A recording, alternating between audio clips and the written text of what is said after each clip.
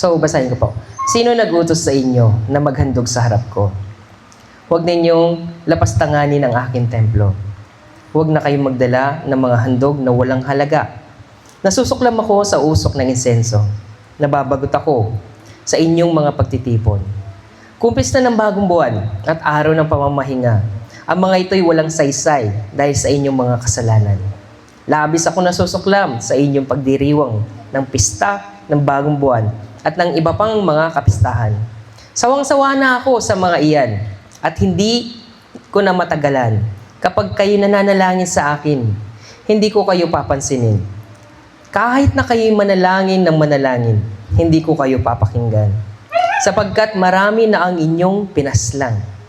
Linisin ninyo ang inyong sarili at magbalik loob sa akin. Sa aking harapan, kasamaan ninyo'y laging tigilan. Pag-aralan ninyong gumawa ng makatwiran, pairalin ang katarungan, tulungan ang inaapi, ipagtanggol ninyo ang mga ulila, at tulungan ang mga biyuda. Halikayo, at tayo magpaliwanagan, sabi ni Yahweh. Gaano man kapula ang inyong mga kasalanan, kaya kayo'y aking papuputiin tulad ng yelo o bulang. Amen. Amen po ba? So, base po sa binasa po natin kanina, yung, ano po ang title kanina ng ano dun? So, sa Tagalog na lang po, ang title po natin ngayon is maayos, isang matatag na pundasyon sa relasyon po natin sa ating Panginoon.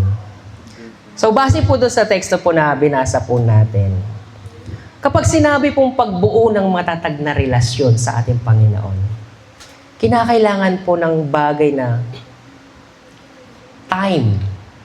Pag sinabi pong relasyon, pundasyon, kinakailangan maglalaan po tayo ng time.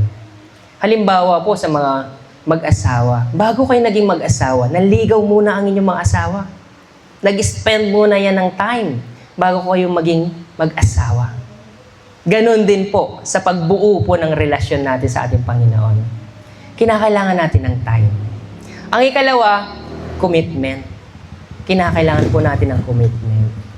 At ang pangatlo naman po ay pananampalataya. At higit sa lahat po, yung pag-ibig. Hindi po mabubuo ang isang relasyon kung wala ang pag-ibig. At hindi rin po natin matatawag na isang relasyon kung wala po ang pag-ibig. So, mahalaga po ang pag-ibig. Kaya po nabubuo ang isang relasyon dahil nagmamahalan sila. So, ganun din po sa harapan ng ating Panginoon. Mahalaga po sa umpisa yung oras. Nandito po kayo ngayon. Nagbibigay ng time para sa ating Panginoon. So, mahalaga para sa atin na mapakinggan ang mensahe ng ating Panginoon. Ito yung umpisa na kung saan bubuo tayo ng relasyon sa ating Panginoon. Na sa gayon magkaroon tayo ng matatag. Masasabi natin isang matatag na relasyon. So, yung oras na iyon, paano natin i-spend yung time na iyon sa harapan ng ating Panginoon? Paano ba tayo magiging matatag sa pananampalataya? So, yung time na yun, ang tinutukoy ko sa inyo, nagbibigay pa po ba tayo ng time para po sa pagpipray? Mahalaga po yung prayer sa buhay ng isang tao. At higit sa lahat, yung time po natin sa pagbabasa po ng Bible. As a Christian po, paano natin makikilala ang Diyos kung hindi natin siya kikilalanin? Paano natin siya makikilala kung hindi natin babasahin ang Biblia? Paano tayo magkakaroon ng isang relasyon na matatag kung sa bawat isa hindi natin kilala? Kung sasabihin ko po sa inyo, ay, si brother, nasa likod, ano pong pangalan niyo po? Emmanuel po? Ruben po? Kung sasabihin ko kay brother Ruben, tito ko siya, maniniwala po ba kayo? Hindi kayo maniniwala, di po ba? Kahit sabihin kung tito ko siya o tatay ko siya, kung wala naman kaming exactly talaga na relasyon, walang kabuluhan. Ganon din po sa buhay natin as a Christian. Sabihin nyo man ay kayo ay mga mananampalataya, kahit ay pangalandakan nyo pa, yung mga magulang ko, Kristiyano. Walang kabuluhan lahat ng yun. Kung ikaw mismo wala kang relasyon sa Diyos. Kung ikaw mismo hindi ka naglalaan ng time para magbasa ng Bible. Ano po yung pinaglalaanan natin ng panahon ngayon? Sa mga kabataan, cellphone. Sa mga matatanda, iniisip din nila, cellphone. Puro cellphone po ang mga tao ngayon. Maraming oras sa paggamit ng cellphone. Pagdating sa Bible, wala po silang oras. Yung Bible, inaalikabok na po. May Bible nga po kayo, pero ang ginagamit nyo, cellphone. Nagsimba ka, hindi ka nagdala ng Bible. May cellphone naman eh. May Bible apps naman. Di po ba? Ganyan po ba yung pagpapakita ng relasyon natin sa ating Panginoon? So kung gusto niyo pong makilala ang Panginoon, kinakailangan basahin po natin ang Bible. Sa buhay po natin, ano po bang mas mahalaga? Una sa lahat, yung pangarap. Hanap buhay. Kung paano tayo makakasurvive sa buhay po natin. Isipin natin mabuti, naging mayaman ka. Naging maasenso ka, naging makapangyarihan ka pagdating po ng kamatayan. Lahat ng mayroon ka, madadalay niyo po ba sa langit? Hindi natin madadala yan. So paano tayo magkakaroon ng buhay na walang hanggan kung ang mahalaga palang nagbibigay ng buhay ang ating Panginoong Yesus? Dapat siya yung unahin po natin. Magbibigay po ako sa inyo ng testimony. Alam niyo po, nung bago po ako sa pananampalataya, habang nasa trabaho ako, galing po ako ng Korea. Mataas po yung pangarap ko. Graduated po ako ng food processing. So, nagtatrabaho po ako sa isang restaurant as a cook. So, nagtrabaho po ako doon sa Korea. Pumunta ako doon, ang laki ng pangarap ko. Sabi ko sa sarili ko, magtatayo ako ng sarili kong restaurant. Magpapatayo ako ng malaking bahay. Bibili ako ng mga sasakyan. Yun ang pangarap ko. Kasi sa Korea, taas ng sahod. Ang ganda. Kapag nandun ka, kikita ka talaga ng malaki. Pero nung nakilala ko ang Panginoon, unti-unti lahat ng mga pangarap ko, isinantabi ko. Ang naging pangarap ko ngayon, kung paano ko paglilingkuran ang Panginoon. Alam niyo po, habang nasa company ako, nagpupuri ako sa Panginoon. Umaawit ako ng papuri sa ating Panginoon. Habang nagpupuri ako, umiiyak ako sa pagtatrabaho ko.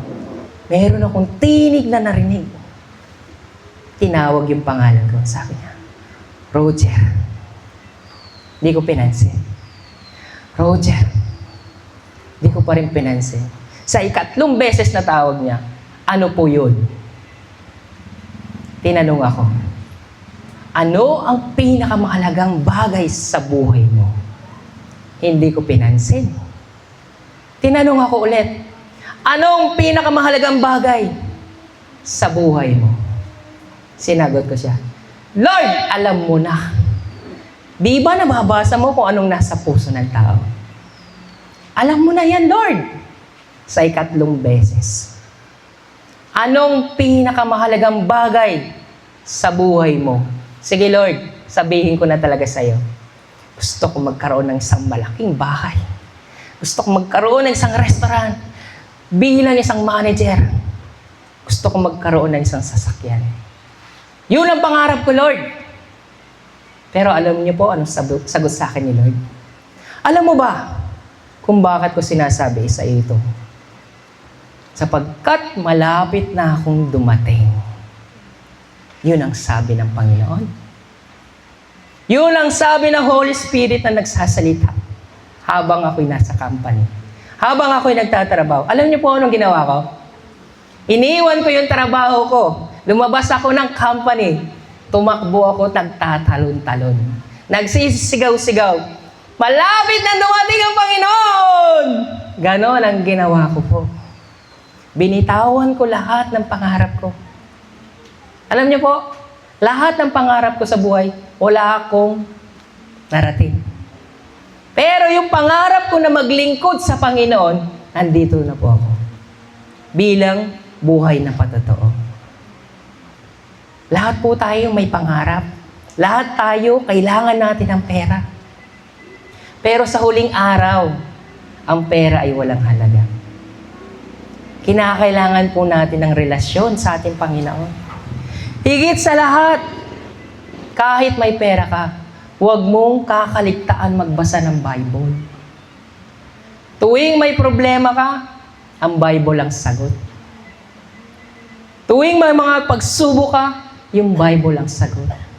Hindi po ang kapitbahay, hindi ang FB o ano mas social media.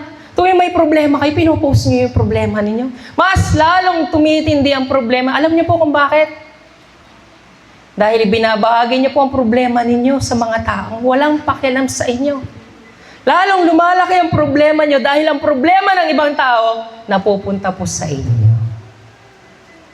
Kasi yung kabigatan nila, nakala mo gagaan sa pagpo-post ng mga problema. Pero mas lalong bibigat yan. Imbis na lumapit ka sa Panginoon. Imbis na sa Kanya ka, dumulog sa iyong mga problema. Bakit hindi tayo dumudulog? Kasi nga, hindi paganap yung relasyon natin sa harapan ng ating Panginoon. So tayo po mga kapatid, una po nating ibigay sa Panginoon yung oras po natin. Maglaan po tayo ng time sa pagbabasa po ng Bible. May pangarap ka, sabi ng Biblia, ibigay mo sa akin ang pangarap mo. At ako ang tutugon. Ako ang magbibigay at ako ang tutupad. Walang masamang mangarap. Basta manampalataya ka lang sa Panginoon. Huwag kayong magtitiwala sa inyong mga sarili. Ibigay ninyo sa ating Panginoon yung oras ninyo. 5 minuto, kaya nyo magbigay ng time sa Panginoon. Walang patagalan. Hindi pinag-uusapan yung tagal, kundi yung oras, yung puso mo. Kung paano ka maglaan ng time sa ating Panginoon. So tayo mga kapatid, as a Christian, pinapakain natin yung ating sarili. Pero yung ating kaluluwa hindi kumakain. Ang salita ng Panginoon ay siyang pagkain ng ating kaluluwa. Paano tayo mabubuhay? Although na nabubuhay ang ating katawan lupa, pero ang ating spiritual ay hindi nabubuhay. Kaya nga walang paglago sa pananampalataya. Kasi nga, hindi ito na ipoprovide ng liwanag. Kung itong halaman na ito, hindi ko ito didiligin, sigurado ba mabubuhay? Mamamatay. Ganon din po sa buhay spiritual. As a Christian, Kristiyano lang po tayo. Kung walang nagpo-provide ng buhay o yung salita mismo ng Diyos, hindi tayo mabubuhay. Yung word na buhay na sinasabi ko, ito po yung buhay na walang hanggan, papuntang langit. Kaya nga po mga kapatid, magkaroon po tayo ng time, especially po mga magulang. Sino po may mga anak po dito? Halos may mga anak. Mga magulang, kayo po dapat ang mas malapit sa Panginoon. Kayo po dapat yung nagbubuhos ng time para sa pagbabasa ng Bible. Kasi, alam niyo po kung bakit? Ipinagkatiwala sa inyo ng Panginoon ang inyong mga anak. Sila mismo. Kayo mismo magtuturo sa inyong mga anak. Pero what if kung yung mga magulang, busy-busy din sa kwarto, nagsiselfone? Eh yung mga bata nandun din sa sala, nagsiselfone. Tapos magagalit kayo sa inyong mga anak, ba't ganyan ka? Ganyan ba kita pinalaki? Yes, ganyan mo po siyang pinalaki. Alam niyo po yung AI? Ipinagpaubaya niyo na po kay AI yung mga anak ninyo. Si AI nang bahala magturo sa inyong mga anak.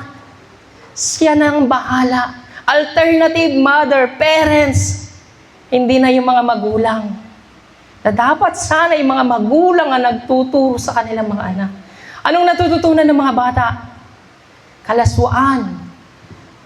Nakikita nila nagsasayaw, naghahalikan. Normal na sa kanilang yung mga bagay na iyon. Tapos magugulat ka, anak, ba't ka nag-aasawa? Eh, normal yung nakikita ko. Sino sisisihin niyo yung mga bata? Di po ba kasalanan mga magulang? Bakit nagiging ganyan yung mga bata? Palasagot sila. napapanood. Nakikita nila sa social media. Mga magulang, as a Christian, kahit na walang cellphone ng inyong mga anak, basta turuan nyo sila ng salita ng Diyos. Maglaan kayo ng time para sa inyong mga anak. Halika rito, bago ka mag-cellphone, magbasa ka muna ng Bible. Huwag ninyo silang paghawakan ng cellphone hanggat hindi nagbabasa ng Bible. Maging mabagsik po kayo sa inyong mga anak. Dahil kapag napunta po sa impyerno ang inyong mga anak, kayo rin po ang hahanapan ng ating Panginoon. O asan ang iyong anak? Nagpabaya ka. Dahil po, tayo mga magulang, dapat tayo mismo yung nag-i-spend ng time para sa bagay na iyan. Nasa gayon yung mga anak po natin, natuturuan po natin ng tama sa pamumuhay espiritual. Kaya po mga kapatid, sabi nga sa Deuteronomy chapter 6, verse 5 to 7, sabi niya, ibigin mo si Yahweh ng iyong Diyos ng buong puso, buong kaluluwa at buong lakas. Ang mga utos niya itanim ninyo sa inyong puso. Ituro ninyo ito sa inyong mga anak. Malinaw po, di po ba? Ituro ninyo sa inyong mga anak. So, utos ng Panginoon, ikaw mismo muna. Ang sabi ng Panginoon, ibigin mo muna si Yahweh. Ibigin mo muna ang Diyos, magulang.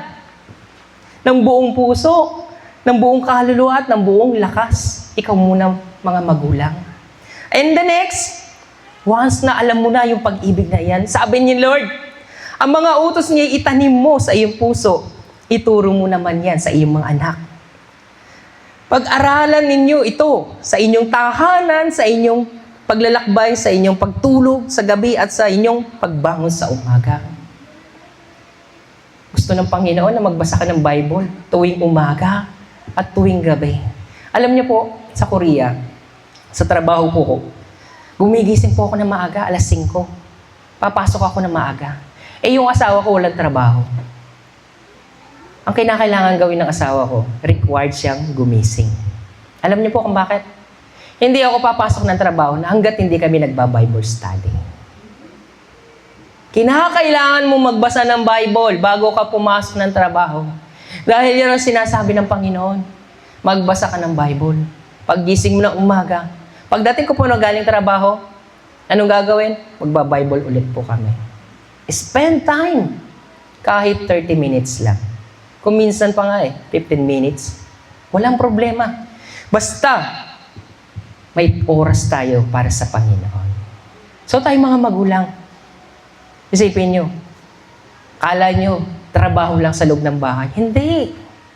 Ang trabaho ninyo is yung mga anak ninyo, ituruan sila kung paano sila mananampalataya sa ating Panginoon. Kung paano sila magbibuild ng maayos na relasyon sa ating Panginoon. Yun po ang mahalaga bilang role ng isang magulang. Pag nag-asawa sila, kampante ka, na ang iyong mga anak ay lumaki silang may pananampalataya. Lumaki sila na kung saan may takot sa Diyos. Lumaki sila na namuhay naman na yung pananampalatayang iyon. So tayo mga kapatid, trabaho po natin, magbasa po ng Bible. May Bible po tayong lahat. Lahat po naman tayo may Bible. So basahin po natin ang Bible. Huwag po tayong maging tamad sa harapan ng ating Panginoon. Alam niyo po kung bakit? Kapag may gusto po tayo, agad-agad gusto natin ibigay sa atin ni Lord. Gustong-gusto natin na, Lord, bigay mo na yan agad sa akin. Lord, di ba ako isang Kristiyano? Lord, di ba naglingkod naman ako sa iyo? Lord, di ba binigay ko naman sa iyo lahat? Pag tayo may gusto, gusto natin agad-agad. Agad-agad gusto natin pinapansin tayo ni Lord. Pero yung spending time natin kay Lord, na 5 minuto lang, hindi natin maibigay. Hindi natin pinapansin yung Bible kumakaway. Hoy, pansinin mo naman ako. Di po ba? Hindi natin napapansin yung panawagan ng Panginoon sa atin. Nananawagan si Lord sa buhay po natin. Magbasa po tayo ng Bible. Nang sa gayon, magkaroon tayo ng sapat na relasyon sa ating Panginoon. So, paano ka bubuo ng matatag na pundasyon kung hindi ka naglalaan ng time? Kung hindi po tayo naglalaan ng time sa pagbabasa po ng Bible. Anong sabi sa Lucas chapter 14, verse 28 to 30? Sabi niya, kung ang isa sa inyo ay nagbabalak na magtayo ng tore, hindi ba siya uupo muna upang magplano at kwentahin kung magkano ang magagastos niya upang matiyak kung may sapat siyang pera para excuse po, may ipatapos ang kanyang ipinapatayo. Ang sabi niya sa verse 30, sasabihin nila, ang taong ito ay nagsimulang magtayo, ngunit hindi naman naipatapos. Sa Christian po, mga kapatid, kinakailangan bago po tayo makapunta ng langit, kinakailangan munang maupo muna tayo. Isipin muna natin mabuti, paano ba tayo makakapunta ng langit? Paano ba tayo magkakaroon ng buhay na walang hanggan? Sino pong gusto pong magkaroon po ng buhay na walang hanggan? Lahat po tayo, di po ba? Pero hindi tayo naglalaan ng time para sa bagay na magkakaroon tayo ng buhay na walang hanggan. Although na hindi sa atin magmumula ang buhay na walang hanggan, kundi mula sa ating Panginoon. Pero dapat, kilala mo si Lord na sinasamba mo. Alam mo kung anong ayaw niya at alam mo kung anong dapat gusto niya. Gusto ng Panginoon na magkaroon ka ng relasyon sa Kanya. Sa palagay niya po ba, sa pagsisimba, may tuturing na yan na time o relasyon sa ating Panginoon. Although na nagsimba po tayo ngayon, paglabas po natin, nasa isipan ba natin yung salita ng Diyos? Pag uwi natin ng tahanan, iniisip ba natin ang salita ng Diyos? Pag uwi natin ng tahanan, i-apply ba natin yung salita ng Diyos? Hoy, sabi ni Pastor, dapat mag-Bible tayo. Hali kayo. Tigilan niyo yung pagsi-cellphone. Tignan niyo po ang sarili ninyo po. Pag uwi niyo ng bahay, gagawin niyo kaya yung mensaheng narinig ninyo. Madalas po, umuwi tayong walang bit-bit. Pag pumunta ka ng birthday, anong sikat dyan? Sharon. May bit-bit lagi tayong Sharon. Kumain ka na, nabusog ka na, may Sharon ka pa. Ganon din po sa salita ng Panginoon. Na-bless ka na dito sa loob ng pakikinig na salita ng Diyos. Pag uwi mo, bit-bit mo pa rin yung magandang balita. Kasi nga, nanampalataya ka sa salita ng Diyos. Naniwala ka sa salita ng Diyos. Pero kung hindi mo bit-bit yan, iniwan mo lang, dyan lang yan. Kung anong iniwan mo sa loob ng simbahan, yun lang. Paano ka magbubunga? Paano ka magkakaroon ng maayos na relasyon sa Diyos? Kung hindi mo bit-bit sa iyong tahanan yung salitang iyong narinig. Sabi nga ni Lord, sa buhay mo ang salita ng Panginoon. Pero bakit pumasok sa kabilang tenga, lumabas sa kabilang tenga? Kinakailangan pagpasok sa tenga, diretso sa puso. Nang sa gayon, magbunga tayo ng sagana sa pananampalataya. So anong gusto ng Panginoon? Ang sabi niya, nasusuklam ako sa inyong pagtitipon. Anong dahilan? Ang dahilan nun ay yung kasalanan. Pumasok ba tayo dito na inisip niyo makasalanan kayo? Hindi. Pumasok kayo dito, hindi niyo iniisip na kayo may isang makasalanan. Anong pumasok sa inyo dito? Magsisimba lang ako. Gagawin ko yung ministry ko. Yun lang ang nasa isipan po natin. Pero hindi pumasok sa isipan natin na tayo isang makasalanan. Pero ano sabi ni Lord? Nasusuklam ako sa pagtitipon ninyo sa araw ng pamamahinga. Araw ng pamamahinga, linggo po yun, itong araw na ito. Di ba, Lord, Diyos ka? Araw ng linggo ay banal, ba't nagagalit ka? Nagagalit ako sa inyo dahil pumasok kayo dito na hindi nyo alam ang patungkol sa kasalanan. Hindi nyo alam. Hindi nyo ba ako nakikilala?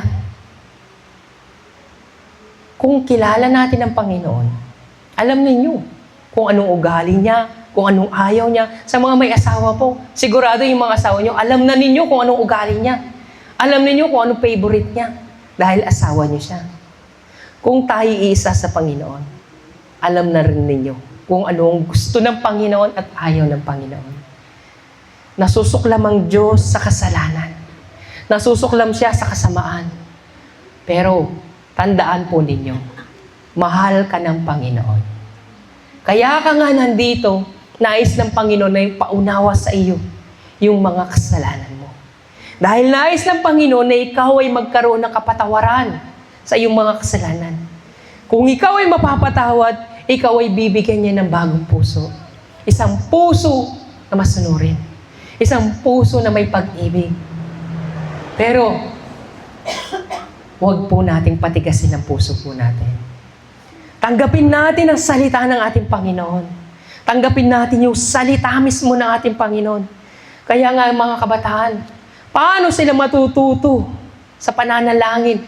Paano sila matututo na tumawag sa Panginoon? Paano sila matututo kapag may problema sila? Kung kayong mga magulang, hindi nyo tinuturuan ang inyong mga anak kung paano sila makipagrelasyon sa Diyos.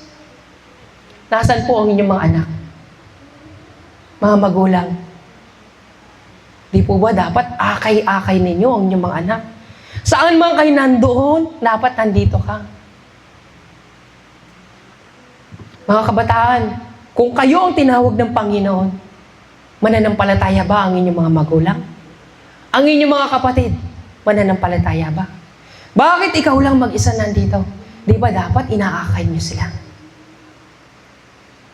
Dahil kilala ninyo ang Panginoon, nais ni Lord na ang bawat isa sa sambahayan natin ay magkaroon ng kaligtasan.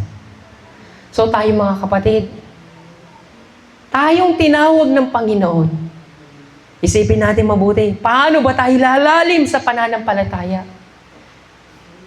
Kaya nga sabi niya sa Matthew chapter 4 verse 4, ang tao ay hindi lamang sa tinapay na bubuhay, kundi sa bawat salitang nagmumula sa bibig ng Diyos. So ang salita mismo, ang Biblia mismo ang pagkain ng bawat isa sa atin. Ang salita mismo ang siyang magbibigay sa atin ng gabay kung paano tayo makakasurvive sa mga pagsubok sa buhay po natin. Kung paano tayo magkakaroon ng survive sa mga problema.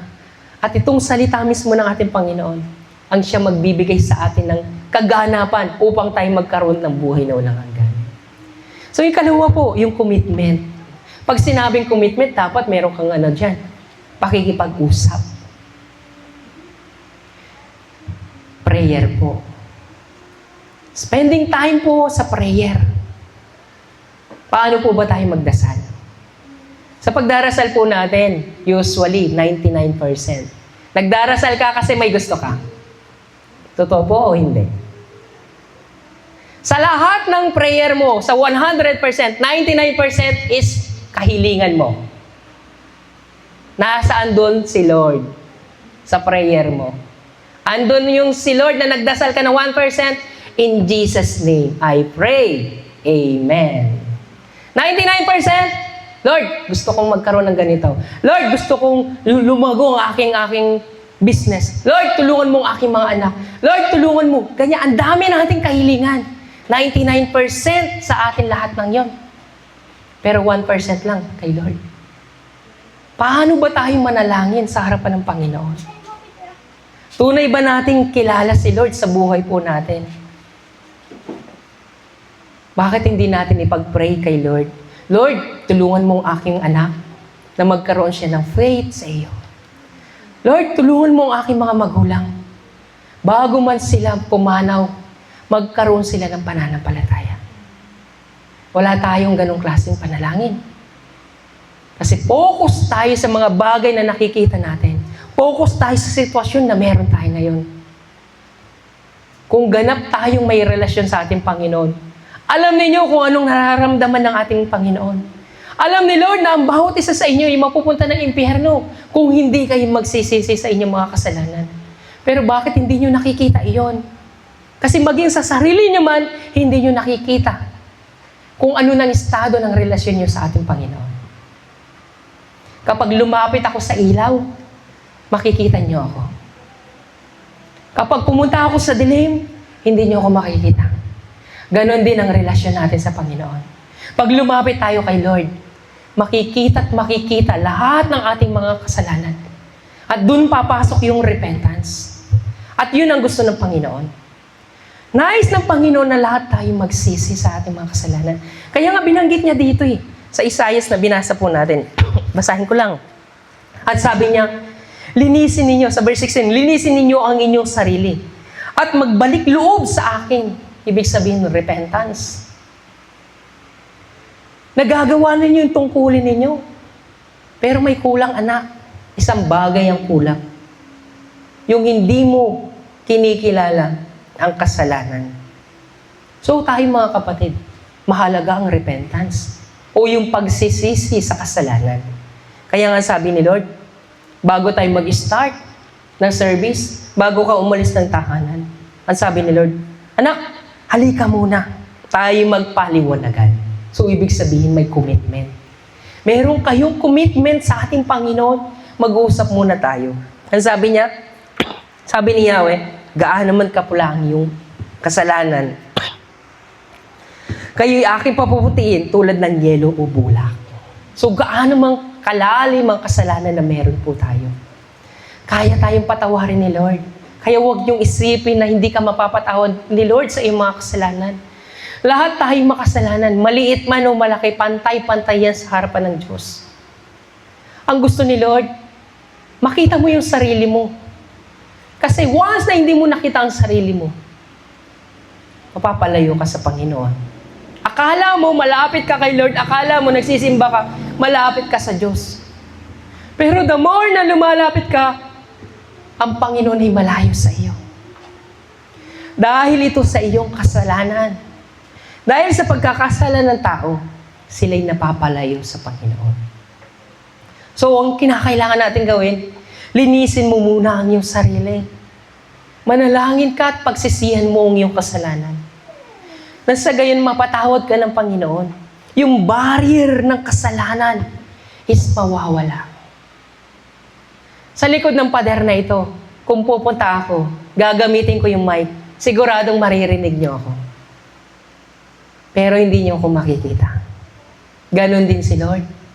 Naririnig niyo lang tuwing araw ng linggo. Nagpipreach si pastor. Naririnig niyo ang panawagan ng Diyos. Pero hindi niyo siya nakikita. Ibig sabihin, hindi niyo nakikita ang kasalanan. Once na lumapit ka sa Panginoon, mahayag ang kasalanan ng isang tao. Katulad ng isang halimbawa ko kanina. Lumapit ka sa liwanag, makikita ka. At yun ang gusto ng Panginoon. Yung lumapit ka sa liwanag, bago kayo pumunta ng simbahan, mag-pray muna tayo. Lord, pagtagumpayin niyo kami sa service namin.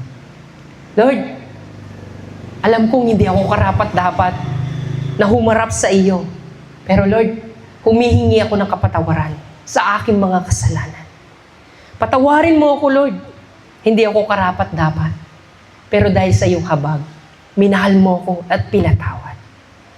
Pagpapakita ng pagpapakumbaba sa harapan ng ating Panginoon.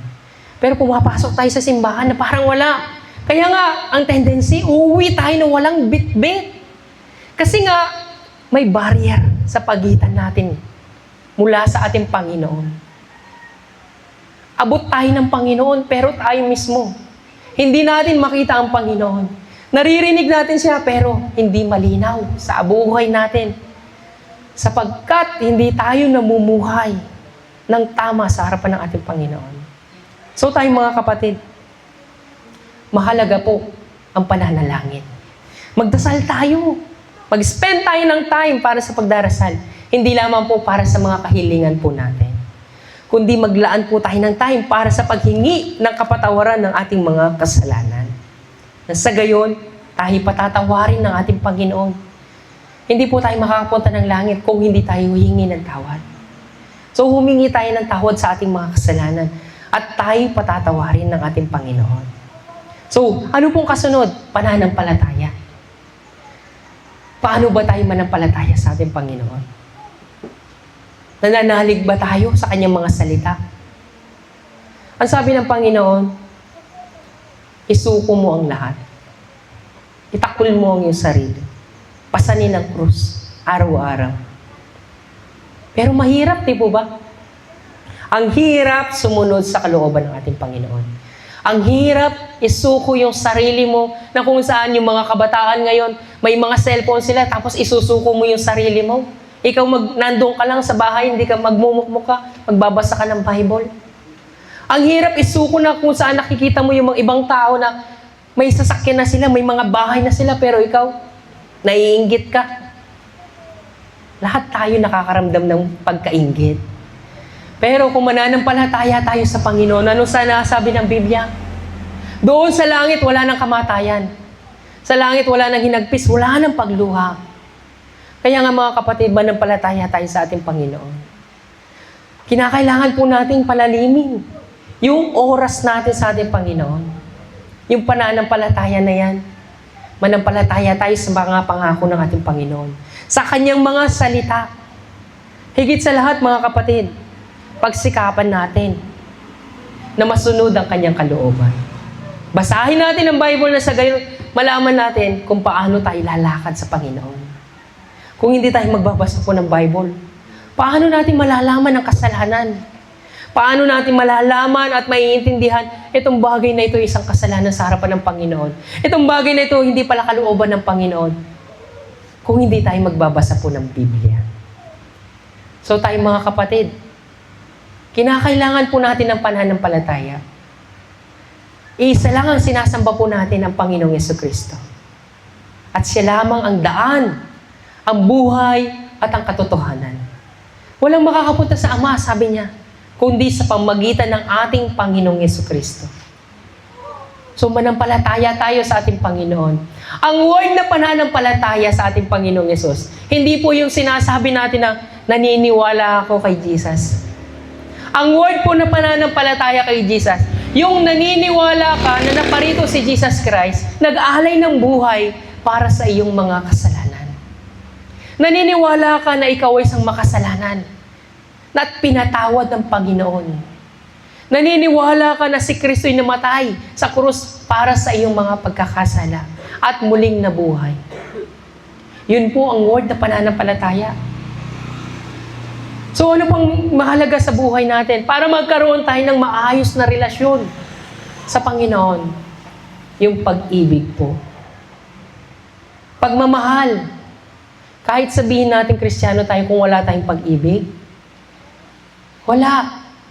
Wala tayong gana magpuri, wala tayong gana magbasa ng Bible, wala tayong ganang magpray. Lahat is walang gana. Pero kung may pag-ibig po tayo, sabi ni Lord, kung iniibig niyo ako, susundin niyo ang aking mga inuutos. So yung pag-ibig na iyan, higit pa sa pag-ibig na inyo sa inyong mga asawa, sa inyong mga anak, higit pa doon ang pag-ibig na sinasabi ni Lord. Yung uunahin mo si Lord sa buhay mo. Siya mismo yung focus mo sa buhay mo. Yun yung pag-ibig. Kaya nga sabi, basahin natin sa aklat ng John. Sa John chapter 5. Sabi niya, ako ang puno ng ubas at kayo yung mga sanga. Hindi kayo magbubunga ng sagana kung kayo'y malayo sa akin. So tayo mga kapatid, paano tayo magbubunga sa relasyon natin kung sa sarili nating sikap tayo namumuhay sa pananampalataya? Anong sinasabi ng Panginoon? Lumapit ka sa akin at matatagpuan mo ako. Kung lalapit tayo sa ating Panginoon, matatagpuan natin ang ating Panginoon. Pero lumalapit lang tayo tuwing kailan? Tuwing may problema lang, tuwing may kailangan lang. Doon lang tayo lumalapit kay Lord. Pero hindi, never tayong lumapit kay Lord na dahil sa kasalanan. Di po ba? So tayong lahat mga kapatid, ang gusto ng Panginoon, yung time, yung commitment, yung pananampalataya, at yung pag-ibig mo sa harapan ng ating Panginoon. Yun ang gusto ni Lord para magkaroon ka ng isang matatag na foundation na relasyon mo sa Diyos. Hindi lang po yung tayo nagsisimba. Kundi dapat kumilos ka rin naman. Ibigay mo ng buong buo ang sarili mo sa Panginoon. So, naunawaan po ba natin yung mensahe po ng ating Panginoon? Konti lang pong ibibigay kong mensahe sa inyo. Para po na sa gayon, at least po, alam po natin kung paano tayo ngayon bubuo ng relasyon sa ating Panginoon. Ano po yung una? Yung time. Yung pangalawa po, yung commitment. O yung pangatlo, pananampalataya. At yung pangapat po, pag-ibig. Yung apat na yun, ibigay ninyo sa Panginoon. Nang sa gayon, magkaroon kayo ng matatag na relasyon sa ating Panginoon. At higit sa lahat, yung repentance po. Kung wala ang repentance, hindi natin mararanasan si Lord sa buhay po natin. Yan ang gusto ng Panginoon na maunawaan natin, yung patungkol sa kasalanan. Dapat ka muna magsisi sa iyong mga kasalanan. Nang sa gayon, mag-umpisa tayong muli. Kung gusto mo magkaroon ng relasyon, anak, pagsisihan mo muna ang iyong mga kasalanan. So, tayong lahat po ay manalangin na. So, binibigyan ko po kayo ng time na manalangin na kahit konting minuto lang.